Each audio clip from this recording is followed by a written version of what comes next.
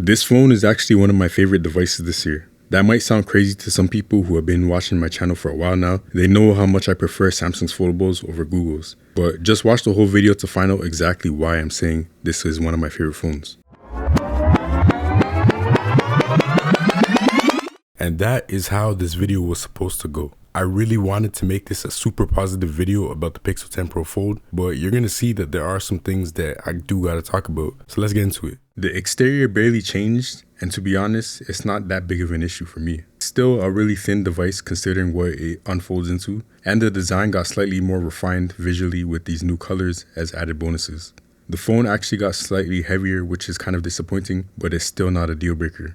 One thing that's actually a downside when you consider Pixel Snap, which is MagSafe, is that the phone is too heavy and lopsided so that it can't stay upright when you have it on a MagSafe stand or a charger while it's opened. Closed, it sticks fine at any angle, but when it's open, it slowly drifts to the left side. If you use the phone in landscape, it's more usable and stable, but with split screen, you can only have a horizontal split. Some apps have bad landscape compatibility anyways, which makes me usually just use the phone while it's closed on a MagSafe stand. What I love about the Pixel 10 Pro Fold's design is obviously the new moonstone blue color, which is really nice to me, and the tighter hinge that sticks out less. And also the fact that this foldable phone has MagSafe built in with the magnets and is also water and dust resistant for the first time on any foldable phone to this date. For me, these are huge hardware features that I'm happy to have on such a device. I only wish that it was a bit lighter because it does feel like a brick sometimes, but like I said, it's not a deal breaker. But onto the insides of this phone, how good is it as a daily driver? In my opinion, Pixel OS can be very limiting and lacking in many ways, but I do really like the overhaul that it got with Android 16. Visually, I find it appealing and the animations are smooth most of the time. It's just that this foldable feels very barren compared to other foldables in terms of features. Yes, it does have the best voice to text. Text on a Google Pixel is pretty good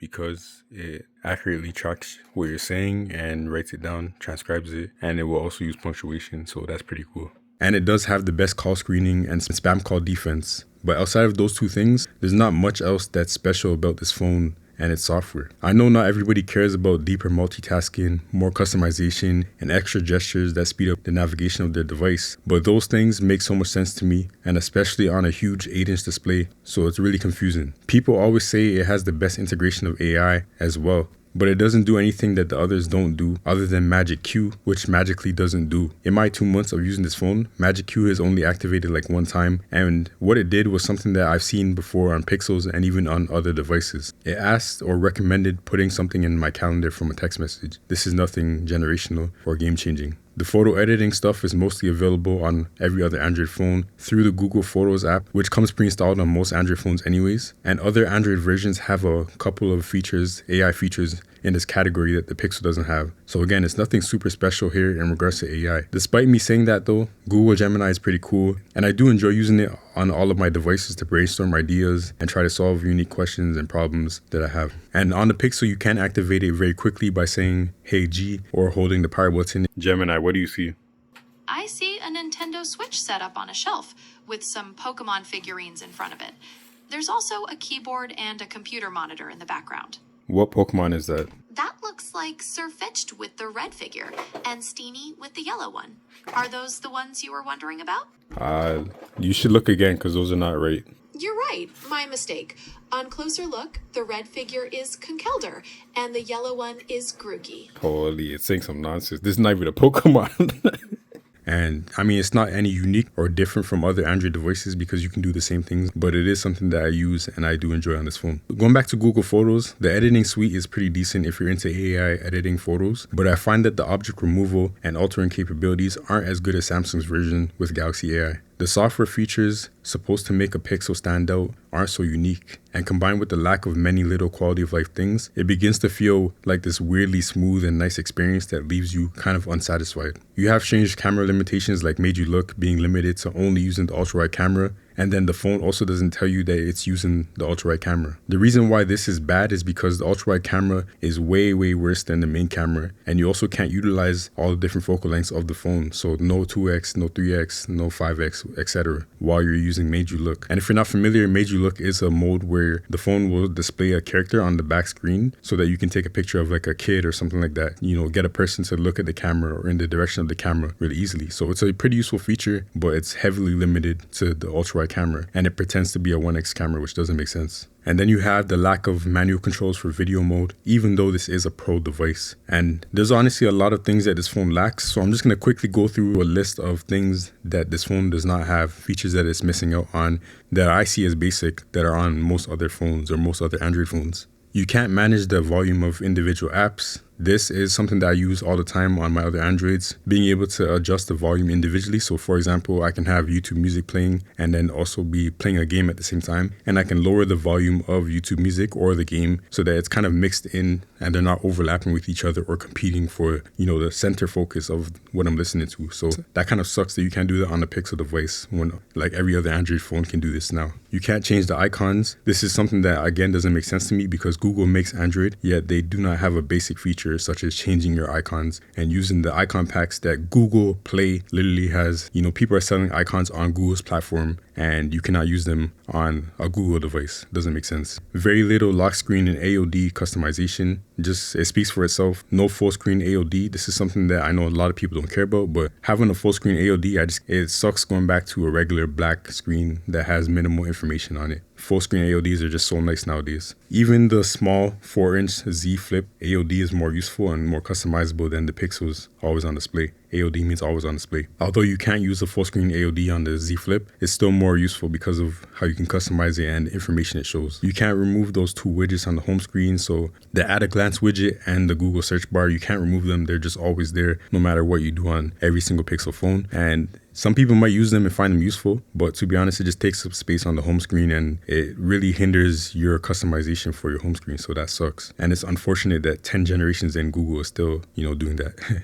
Horizontal split in vertical orientation or vertical split in horizontal orientation. So basically what I'm saying is that you cannot change the way that you're doing a split screen on this phone unless you rotate the device. And when you rotate the device, you're locked into that split screen orientation. So if you want to do a quick horizontal split screen session, you can't do that unless you rotate the phone. So it limits you to using the phone in certain ways. And this might not seem like a big deal to a lot of people, but it just makes the phone so much slower than the competition. Literally every other foldable phone now can do this. You can choose to do a split screen session in horizontal regardless of your phone orientation, whether you're holding it upright or landscape or whatever. You can just do that. And then you can save the app pair in that orientation. Whereas on the Pixel, if you save your split screen session as an app pair, it will change the orientation depending on how you're holding the phone, if you're holding it in landscape or vertical. So it's unfortunate. You can't select any app for a split screen on the outer display. So to do a split screen session on Pixels is very slow, very tedious. You have to go to the task switcher, then you tap the top of the icon of the app or whatever, and then choose split screen. And you can only choose from the apps that are open. So on the outside screen, you have to slide through all the recent apps that you use to start a split screen session. If the app that you want is not there, you got to leave the task switcher, go and open that app, make sure the other app is open. So you might have to open that one as well.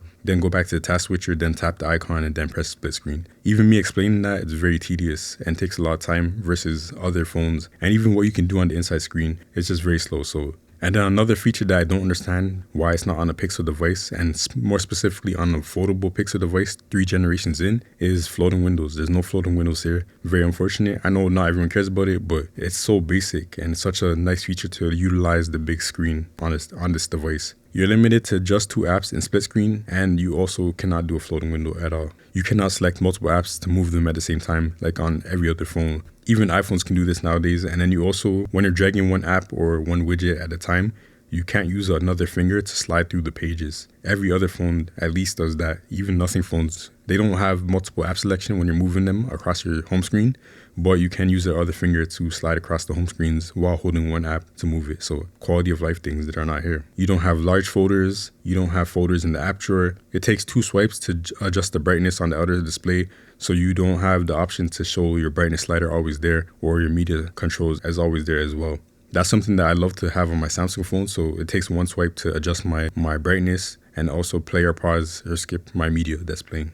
Creating app pairs is super slow. You basically have to swipe up and go into the task switcher and then press the app icon and choose save as a pair. Whereas on every other Android phone that does split screen, you can just tap the middle of the split screen session and then save it from there. But on the Pixel, you have to swipe up and go to the task switcher. It's like 3 swipes, you know, and then a tap and then another tap, like 5 actions to do one thing that other phones do in like 2 actions. Clearing all apps is inconvenient to get to. You have to swipe across all the open apps to the end to clear all apps. Some people say, oh, why you shouldn't do this. Google discourages you from doing it because it's not needed or whatever, but there are different reasons why you would want to do this. Like sometimes you need to clear all apps to solve a problem or whatever, or you need to clear the RAM if you're doing something intensive like video editing or gaming. Or for example, for me personally, the reason why I close apps is because the task switcher can get cluttered, and sometimes going back and forth between apps, it gets annoying if I have to go to my home screen or I have to use, you know, the app drawer. Especially because this phone has a limited amount of apps on the taskbar. I use the task switcher to go through apps that I'm using right now. So if I have a lot of apps open, then I gotta scroll more than I want to switch back and forth between apps. So that's why I like to close apps. And sometimes I use clear all to just reset I'll call it a canvas. So that's kind of annoying that you can't do that as easily as other phones. There's no modes and routines or shortcuts type of app or function on this phone, which doesn't make sense because it's called the smartest phone, deemed as the smartest, has AI, whatever, but it doesn't have something like that where you can run different routines and actions automatically or through different triggers. But yeah, I know I'm going on and on about things that, you know, a lot of people might not care about and don't necessarily impact the experience of most people. But there are some things that also can make the software feel a bit unfinished and unpolished. Just using the phone in the day-to-day, there's many apps that lack compatibility with the inner display. And I don't really understand how it's like this when other foldable phones don't have the same issues. Especially because this is Google's 3rd foldable phone and they are, you know, the owners of Android. They are the ones that people say have the fastest updates and stuff like that, the best support, compatibility, optimization, whatever. People say those things about Google, so it doesn't make sense. But in your daily experience with this phone, you get nasty bars at the top and bottom in most apps, a lot of wasted space, especially in landscape orientation, it gets even worse. And then if you're using split screen in horizontal, a lot of apps don't format well at all. A lot of split screen scenarios that work well on other foldable phones just don't work here. On top of the visual issues, many apps have issues detecting inputs in certain parts of the screens when doing a top and bottom split. So like, for example, if I'm watching a video on the top, for example, then if I press the gear wheel on YouTube, or try to at least, it's not going to work. Just that top part of the screen just does not read touch inputs at all. Like you have to spam it or press really hard, and most times it doesn't work at all. And in some games, the bottom portion of the app doesn't work as well because there's a weird spacing issue going on with the phone. It just doesn't have good optimization when it comes to split screen and manipulating apps and the way the apps show up on the screen, even when you're not doing split screen, but more so when you do split screen, especially horizontal split screen. There's a lot of compatibility and optimization issues, despite Android 16 coming to these phones the fastest and etc. All the things people say about software is very unpolished here with that stuff. One thing that I haven't seen people mention at all is how sticky the animations can be in Pixel OS. The reason why I say sticky is because it takes more effort to execute an action or do something on the phone. If you come from an OS that is fast and smooth and more refined in terms of the touch response, it can feel jarring sometimes. An example of what I mean is that a lot of times when swiping, I have to swipe 2 or 3 times to do basic actions because the animations just take more effort to be completed in order to do something, the thing that I want the software to do. Swiping up or down to reveal or dismiss the app drawer, swiping down for notifications, things like that. On Samsung's One UI, for example, these animations are easier to execute and complete, which makes the phone feel a lot more responsive. This is probably just me not being used to the way that the OS functions in terms of like how hard you have to swipe or whatever, or how long or far you have to swipe to execute certain things. But I've never had this issue and I've never had this many misswipes on any other smartphone. And I've used a lot of smartphones this year. Pixel OS is always praised for being the most refined and tight-knit due to it getting faster updates and being the OG version of Android to a lot of people. But I've experienced a good amount of bugs this time around that I haven't on any other foldable phone. So this happens occasionally with the Pixel. I can't swipe through the photos. I just took a picture and I'm trying to look at this picture and other pictures. Can't swipe through the photos. It's just like nothing is happening unless I swipe out. And you see like it went to the lock screen. Often gets glitched like that. Aside from the animation and gesture issue I just mentioned, I've had this phone's touch response in general just die to the point where it took way more swipes to scroll through an app or a web page than any other device I've used. This issue only happened on the inside screen, and it went away temporarily after rebooting the phone. Another recurrent bug is that this phone's refresh rate often gets stuck at 60 Hz randomly. And no matter what I do on the screen, or if I enable 120 Hz in settings or whatever, make sure it's enabled, it does not change. It usually goes away after I lock and unlock the phone, but like I said, it's reoccurring. I haven't experienced it in the past week, but it definitely is something that comes and goes. Hopefully they deal with that, or hopefully it's just gone for good. Another bug is UI elements appearing in random places when you unlock the phone, or switch apps too quickly, or just do anything too fast on the Pixel and you will get like random UI glitches and bugs like that. And to be honest, this is something that still happens to this day, and it's unfortunate for a device that's super expensive and, you know, supposed to be, it's Google's most expensive phone and it's supposed to be like the top of the line, but you have these software issues on refinement. Another bug is that sometimes the phone gets stuck in the notification shade, but everything is blank with just the outlines of the UI boxes. I don't know what causes this. I don't know why it happens, but it does happen. Sometimes when the phone is just chilling, or I unlock it, I turn on the screen by accident or something like that. It gets stuck in the notification shade and I have to like lock and unlock the phone again. You know, it's just crazy that this is happening. And then another issue in regards to notifications is that for some reason, I'm just not getting my notifications on time. I don't know why that's happening. I don't know what's going on, but this phone has been very slow at getting notifications compared to every other device I've used. Even some of the Chinese phones I've had this year, those ones are not the fastest, but I was just using the Vivo X200 Ultra and that phone ironically got notifications faster than what I'm experiencing right now, being back on the Pixel 10 Pro Fold. Yeah, I don't know what's going on there, but that is an issue that has happened to me and it's kind of major, to be honest. But alright, now I said a lot of things that are not good or things I didn't like about this phone. So let's move on to some positive things that I actually like. Immediately when I use this phone, I love that you can set the auto rotation separately for each screen. Because personally, I don't really rotate my phone when it's on the outer display unless I'm playing a game. Now my phone doesn't randomly rotate on the outer display, but will rotate when I open the phone to watch videos or multitask or whatever. It's very simple but useful. And then for me, I use foldable phones as basically a tablet and a laptop replacement, so I try to do as much as I can on them. And the Pixel 10 Pro Fold, the screen is so big it kind of invites you to do a split screen session. It doesn't have all the multitasking features or gestures to enter the sessions and stuff like that, but it's easy enough to initiate by dragging and dropping on the other side or long pressing to start a split screen. I also like the way the app drawer is easily accessible and that you can quickly choose any app to start a split screen with. I wish you could do something similar on the outside screen like I mentioned earlier, because multitasking already sucks on Pixels.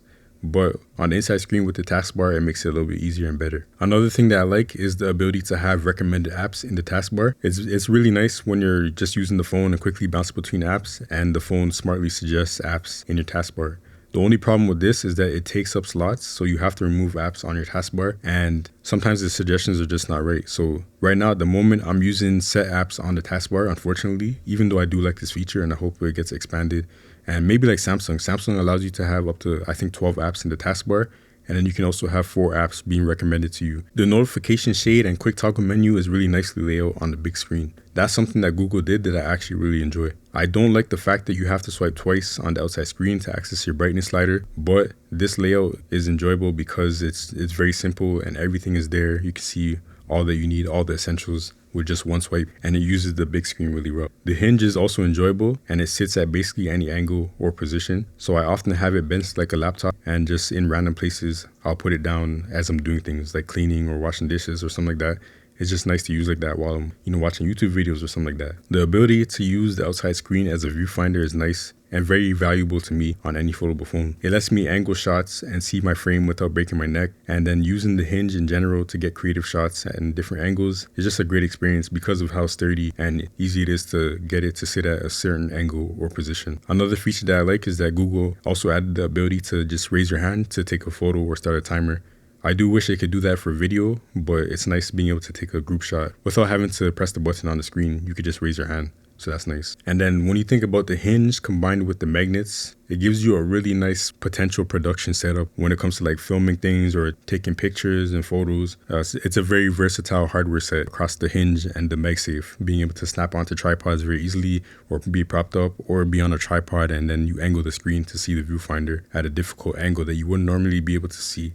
I really enjoy that. But yeah, speaking about cameras though, the cameras on this phone are not that great, if I'm being honest. Like, they are good enough for your average user, but they're definitely not flagship level cameras. I think Google's processing is good enough that on the surface level, images mostly appear good, but these cameras just don't take quality images at all, in my opinion. Most photos in anything that is less than ideal lighting are very soft and smudgy. Even the thing that people talk about the most, how Google phones capture moving subjects way better than other phones, especially Samsung phones, it's really not something that stood out to me. I still have the same issues as other phones with moving subjects being blurry or not being captured when I'm indoors and stuff like that. I'm not saying it's terrible, and it can definitely capture moving subjects sometimes better than other phones, but in my everyday experience, it's usually just as bad as other phones indoor, and sometimes even worse. It does have a 48 megapixel main sensor with 10 megapixels for the ultra wide and the zoom camera, but the 48 megapixels is just a big number on paper because it does have a throttle down camera compared to the rest of the Pixel lineup. And even compared to the Pixel 9 Pro Fold, the camera sensor size is slightly smaller, so that is kind of disappointing. I know numbers are not everything, but just the experience I'm getting from this phone's camera system leaves me a little bit disappointed. Overall, I would grade the photography experience as average, but the video capabilities are just not that good on this phone. I find that its output is on the level of way cheaper phones, like for example the Nothing Phone 3A. The main thing that this phone has over those tier of phones in video is the ability to switch between all lenses at 4K 60 FPS. Other than that, the quality is pretty much on par with the mid-range phones. Again, it's still going to be good enough for most people, and you're probably most likely going to be shooting video in decent lighting situations most times, so it shouldn't be a huge issue. It's just disappointing, at least for me. Luckily, you don't buy one of these phones mainly for the camera, so a lot of people might not even care anyways. Pixel 10 series does have a desktop mode. It's not officially out, it's still kind of in beta, and you can enable it in developer options. Then you go all the way down, and then right here, enable desktop experience features. And then once you do that, your phone will restart, and then you can connect to an external screen and use desktop mode. So desktop mode on the Pixel is not the best right now where it's at, but it is still pretty usable. I think some people can even get good usage out of it. You know, having your phone as your main device with all your files and stuff like that. You can definitely plug it in, use desktop mode, and get some real work done with a keyboard and mouse. It works fine just like that. You can also use the built-in screen while you're using the secondary screen, so effectively like two screens. The Pixel doesn't have the best media management, so you can't play a video on both screens at the same time, but you're probably not going to do that anyways. Desktop mode is here. You can resize windows, snap them onto the side for different size windows, and then quickly choose another window for a split screen session and stuff like that. I believe you can pin apps to your taskbar, and it's a very simple desktop mode that does work. It's not the most smooth, and you could run into glitches and things like that. There are some small bugs that need to be worked out, but it definitely works and is usable, and I think it's worth mentioning. Let's talk about gaming on the Pixel 10 Pro Fold. Gaming is something that people often make fun of, and they say the performance is really bad and stuff like that. To be honest, in your day-to-day, you guys already know this, but the performance is not bad. Like opening apps, closing apps, even doing a split screen, it's not going to destroy the phone that much. In the beginning, when I first got this phone, gaming performance was terrible. It was really, really, really bad. Like playing a game like Wild Rift, it is a game that a lot of flagships even struggle with, like staying at 120 FPS, but this phone could not do it at all. There is a setting in developer options where you can disable the default refresh rate for games, and I did that, and it helped a little bit. Went up to about like 90, sometimes 120, but it could not stay at 120 at all.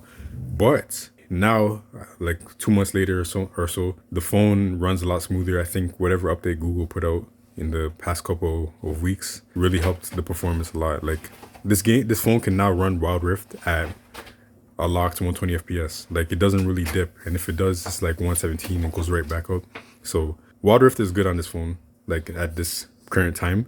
The only thing is it still has like random graphical artifacts, you know, things displaying weird when it comes to the damage numbers and just different details missing. It can't run at the highest graphical quality. I don't think most phones can, because that game's not that optimized, but like this phone just looks a little bit worse than the other phones, like the Z Fold 7, whatever other phone, to be honest. This phone just looks worse in that game, but I'm happy to report that 120 FPS is possible. So in terms of gaming, I haven't really had a bad experience with the Pixel 10 Pro Fold, as you might think.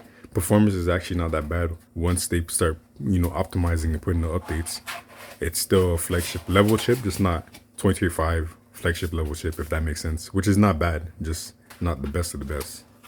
In terms of battery life, it's actually really good. This has a 5,000 milliamp battery, over 5,000 milliamp battery. And just for reference, the Z Fold 7 is at 4,400 milliamps. So the Pixel's battery is slightly bigger, but it does translate to, a couple more hours of usage. And this phone could be like a day and a half to a 2-day phone, depending on how people use the phone. If you use the outside screen mostly and use 60 hertz, whatever, then you can definitely squeeze a lot out of this phone. But for me personally, I often get around 6.5 to 7 hours of screen on time with this phone on average. And yeah, I don't have to worry about a charger at all. Like, it just works. And then the fact that it has MagSafe built in, I can use a MagSafe power bank very easily when I need to. And it does charge decently fast for wireless charging standards. Like, 15 watts is not the fastest, but it is a good solid 15 watts that is decently fast in my experience because of the MagSafe being able to, make the connection a little bit more stable. So yeah, battery life is not an issue at all with this phone. Yeah, it just goes back to the fact that this hardware on the phone is pretty good outside of the cameras.